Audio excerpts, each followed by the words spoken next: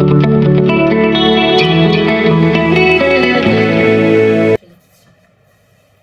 Everyone, आज हम लोग करेंगे हॉर्नबिल बुक का चैप्टर का नाम है discovering Tut the saga continues by A.R. Williams. ये क्या है, इजिप्शियन जो डायनेस्टी थी उसके लास्ट किंग थे जो टूट थे टूतनखामेन, उनकी जब टॉम को डिस्कवर किया गया था उस पे ये चैप्टर लिखा गया है। A.R. विलियम्स ने ये चैप्टर लिखा है।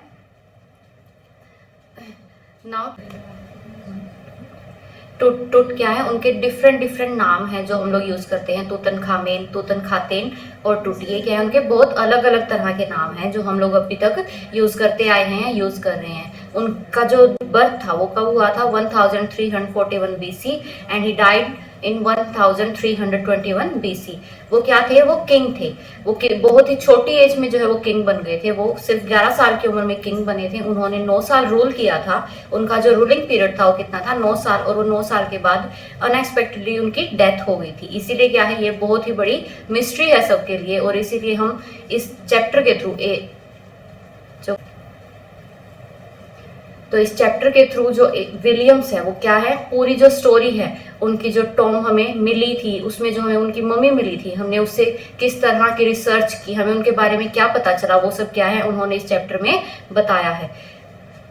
He is the last heir of the Egyptian dynasty. ये क्या है, जो इजिप्शियन डायनेस्टी थे उसके लास्ट हेयर थे, मतलब उनके लास्ट वारिस थे। इनके बाद इनकी जो डायनेस्टी थी उसमें कोई वारिस नहीं रहा था, बिकॉज ये क्या थे, बहुत ही अर्ली एज में इनकी क्या हो गई थी, डेथ हो गई थी। He worshipped God of sun and air. वो किसको वर्शिप करते थे, जो गॉड थे सन और एयर के, उन गॉड को वो वर्शिप करते थे। जो वर्ड एटन है उनके नाम में क्या है, तूतनखातेन और तूतनखामून। ये क्या है, दो वर्ड जो उनके नाम के लिए यूज हम लोग करते हैं। जो खातेन है, आतेन क्या वर्ड है, वो सन के लिए, जो क्या है इजिप्ट में सन के लिए वर्ड यूज होता है। और वो किसको वर्शिप करते थे, सन को। और दूसरा क्या है, खामून वर्ड जो उनके नाम में यूज होता है वो क्या है, गॉड ऑफ एयर। वो एयर के गॉड को क्या करते थे, वर्शिप करते थे। इसीलिए उनका नाम इस तरह से हम लोग लेते हैं, तूतनखामेन या तूतनखातेन। दो तरह से इनके नाम जो है इस तरह से हम लेते हैं। जो इनकी एंसेस्ट्रल हिस्ट्री है वो क्या है, वो भी बहुत डिफरेंट है। उसमें क्या है, जो एमेंथोप थर्ड थे वो क्या थे, उन्होंने 4 डिकेड्स तक क्या किया था, रूल किया था। और वो बहुत ही अच्छे किंग थे। उन्हें बहुत, उनकी जो प्रजा थी वो उन्हें बहुत पसंद करती थी। इसके बाद क्या है, जो एमेंथोप फोर्थ थे उन्होंने क्या है, अपना नाम चेंज कर लिया था। उन्होंने अपना नाम इससे चेंज करके क्या कर लिया था, अखनतेन। इसका क्या मतलब है, जो ये लास्ट में आतेन है, इस आतेन का मतलब होता है सर्वेंट ऑफ आतेन, क्योंकि वो किसको वर्शिप करते थे, आतेन को। तो इसीलिए वो क्या करते थे, अपनी प्रजा को फोर्स करते थे कि वो लोग भी किसको वर्शिप करे, आतेन को वर्शिप करे। और आतेन को वर्शिप करने के लिए उन्हें फोर्स किया जाता था। इसीलिए जो उनकी प्रजा थी वो उन्हें ज्यादा पसंद नहीं करती थी। ये जो रूलर थे, ये जो रूलर थे इन्हें लोग पसंद नहीं करते थे, बिकॉज ये उन्हें जबरदस्ती किसी की वर्शिप करने के लिए बोलते थे। और ऊपर से इन्होंने क्या किया था, इन्होंने जो कैपिटल थाबेस थी उसको कहाँ चेंज कर दिया था, आक्तेन में चेंज कर दिया गया था। इसका मतलब क्या है, पहले ऐसे ही होता था कि जब वो कहीं मूव करते थे एक जगह से दूसरी जगह, अगर उन्हें मूव करना पड़ता था तो जो कैपिटल होती थी उसे वो चेंज कर देते थे। और यही इन्होंने किया। उन्होंने जो कैपिटल थी थाबेस को, उसको चेंज करके कहाँ कर दिया था, आक्तेन को अब नई कैपिटल बना दिया था। और साथ ही साथ जो क्या थे, जो आइडल्स थे उस टाइम के लोगों के, उन्हें भी क्या किया था, इन्होंने अटैक किया था, ताकि सब क्या करे, जिस गॉड को वो वर्शिप करते हैं सब उन्हें ही वर्शिप करे। तो इस वजह से लोग जो है वो इन्हें पसंद नहीं करते थे। इनके बाद जो आए थे वो कौन थे, तूतनखामेन, जिनकी हम स्टोरी पढ़ रहे हैं वो क्या थे, इनके बाद आए थे। उन्होंने कितने साल रूल किया था, 9 साल रूल किया था।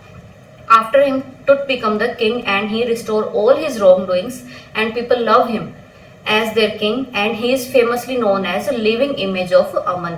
उन्हें किस तरह से एड्रेस करते थे लोग, लिविंग इमेज ऑफ अमन। मतलब क्या है, वो सब जगह पीस लाने का काम कर रहे थे, इसीलिए उन्हें लिविंग इमेज ऑफ पीस की तरह वहां के लोग क्या है, एड्रेस करते थे।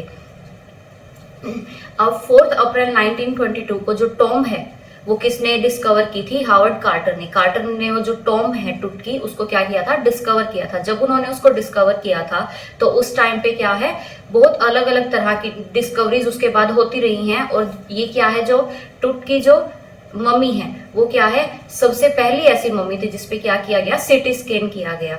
ऑन 5 जनवरी 2005 किंग टूट mummy become first mummy which go through a CT scan. Egyptian जो चीफ थे आर्कियोलॉजिस्ट जाही हवास, उन्होंने क्या कहा था, उन्होंने कहा कि ये जो मम्मी है, किसके, टुट के जो मम्मी है, उसको क्या कर दिया गया है, डैमेज कर दिया गया है। और वो किसने डैमेज किया है, जो कार्टर है। कार्टर कौन थे, जिन्होंने उनकी डिस्कवरी की थी, उन्होंने क्या कर दिया है, उस मम्मी को डैमेज कर दिया है। तो जो हवास थे, जो जाहिद हवास थे, उन्होंने ये बात क्यों कही कि कार्टर ने, जिन्होंने डिस्कवरी की थी, उन्होंने ही उस मम्मी को क्या कर दिया है, डैमेज कर दिया। उसका क्या रीजन था, कार्टर को जब वो मिली थी, टुट की जो टॉम मिली थी, वहां उन्होंने क्या देखा था कि उसको बरी किया गया था। कैसे बरी किया गया था, गोल्ड कॉफिन में, 3 तरह के गोल्ड कॉफिन के अंदर जो टुट की मम्मी थी उसको क्या किया गया था, बरी किया गया था। इजिप्शियन लोग क्या मानते हैं कि आफ्टर लाइफ में बिलीव करते हैं। आफ्टर लाइफ का क्या मतलब होता है कि मरने के बाद भी एक लाइफ होती है। तो इसीलिए क्या करते हैं वो लोग, उस टॉम में जब उन्होंने टुट को दफनाया था तो उसी के साथ उन्होंने अपने रिचुअल्स की तरह,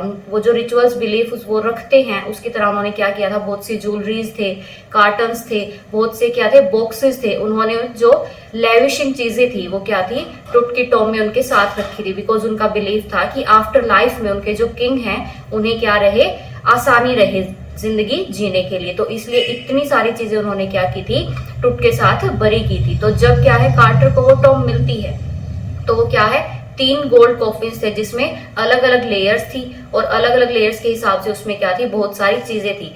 फर्स्ट जो टॉम था उसमें क्या थी, कुछ मालाएं थी, फूल मालाएं थी, जिन फूल मालाओं को देख के उन्हें पता चला कि ये जो टॉम थी, मतलब जब वो मरे थे, वो टाइम कब होगा, अप्रैल मार्च के आसपास का टाइम होगा। इसी तरह से जो फाइनल टॉम थी, जहाँ क्या थे, टुट थे, वहां क्या था, उन्होंने बहुत से नेकलेस पहने हुए थे, बहुत से एक्सपेंसिव क्या थी, उनके पास ज्वेलरीज थी। और साथ ही साथ जो हम लोग मूवीज में देखते हैं किस तरह से मम्मी को रैप किया जाता है, उसी तरह से क्या था, टुट की मम्मी को भी उसी तरह से रैप किया गया था। क्यों, ताकि उनकी बॉडी को प्रिजर्व किया जा सके, ताकि उनकी बॉडी को अच्छे से रखा जा सके, ताकि आफ्टर लाइफ में उनकी बॉडी अच्छे से रहे। और साथ ही साथ क्या है, उस मम्मी को प्रिजर्व करने के लिए एक ट्रेडिशनल वे होता था, ट्रेडिशनल रिचुअल था, जिसको क्या बोलते थे, रेसिन। वो क्या होता था, एक स्पेसिफिक ट्री होती थी जिसका ग्लू होता था, जो ट्री से जो ग्लू निकलता था उससे उन्हें कोट किया गया था। और उसकी वजह से, क्योंकि वो बहुत पहले मर चुके थे, वो उस टॉम में बहुत टाइम तक थे, तो वो क्या है, उस टॉम के साथ चिपक चुकी थी। वो इतनी बुरी तरह से चिपक चुकी थी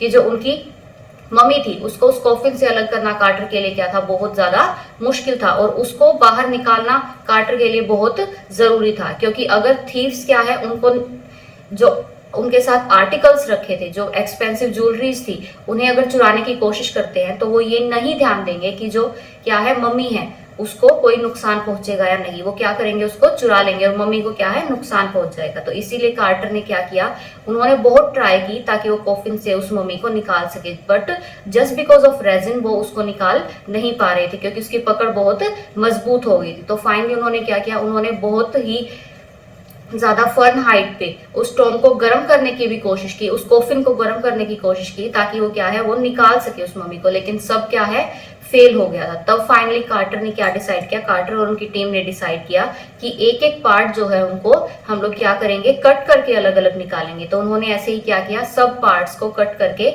अलग अलग निकाला। तो जब after 40 years when X ray conducted on mummy by anatomy professor, जब एक एनाटॉमी प्रोफेसर ने 40 साल बाद क्या किया, उस पे एक्सरे परफॉर्म किया, तब उन्होंने क्या दिया अपने रिसर्च में कि जो मम्मी की रिब्स थी, कुछ फ्रंट रिब्स थी उनकी, और जो ब्रेस्ट बोन्स थी वो क्या थी, मिसिंग थी। तो वो क्या थी, उनका कहना था कि उनकी जो बोन्स है, जो ब्रेस्ट की बोन्स है और उनकी जो फ्रंट रिब्स है, वो क्या है, कंप्लीट नहीं है, कुछ पार्ट्स जो थे वो मिसिंग थे।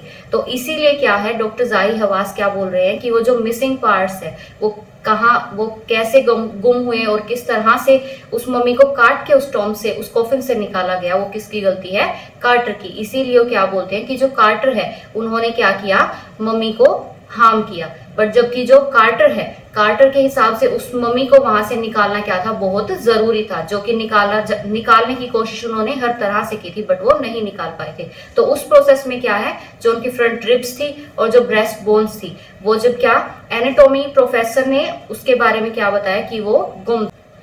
तो फाइनली जब क्या है, डॉक्टर जाई हवास जब वो सिटी स्कैन के लिए जब उस मम्मी को लेके जा रहे होते हैं, तो फाइनली क्या है, ये फर्स्ट मम्मी थी जिसपे क्या परफॉर्म की गई थी, सिटी स्कैन, ताकि क्या पता चल सके कि इतनी अर्ली एज में उस राजा की डेथ कैसे हुई थी और किस तरह की उनकी लाइफस्टाइल थी। तो जब उनको ले जाया गया तो साथ ही साथ क्या था, इस चैप्टर में क्या बताया गया है कि एक कर्ज की बात की जाती है। कर्ज की बात क्या की जाती है, जब उनको सिटी स्कैन के लिए ले जाया गया उनकी टॉम से निकाल के, तब क्या था, तब वहां जो सिटी स्कैन मशीन थी उसमें क्या आ गई थी, खराबी आ गई थी। तो वहां जो लोग थे वो सब क्या बात कर रहे थे कि ये क्या है, कर्ज है, ये क्या है, तुतनखामेन की जो टॉम है उसका कर्ज है। वो क्या बोलता है कर्ज कि अगर कोई भी इनकी जो टॉम है उसके पास जाएगा, उससे छेड़छाड़ करेगा तो क्या होगा, बहुत बुरा होगा। जबकि क्या है, ये सिर्फ एक बिलीफ था, सिर्फ एक बिलीफ था, क्योंकि सिटी स्कैन करते हुए जो उनका कूलर था, वो कूलर क्या है, उसमें सैंड आ जाती है, सैंड की वजह से वो मशीन काम नहीं करती है और थोड़ी देर बाद उसको वापस से रिस्टोर कर दिया जाता है और सिटी स्कैन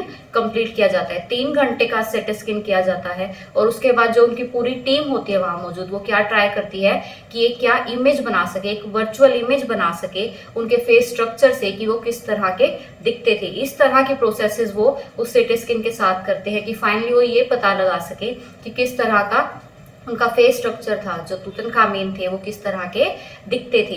ये सब चीजें पता लगाने के लिए सिटी स्कैन किया गया और फिर वापस से उन्हें उनकी टॉम में वापस रख दिया गया।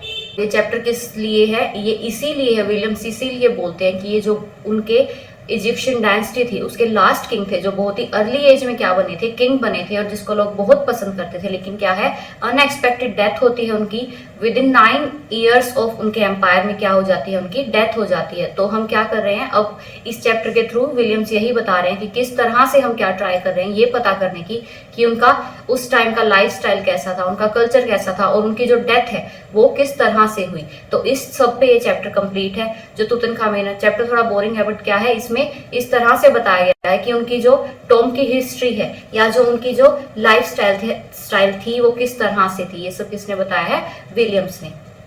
That's all for today's video. If you like that video, please like, share and subscribe Peer Classes. And if you want more such videos, you can find them on my YouTube channel Peer Classes. Thank you.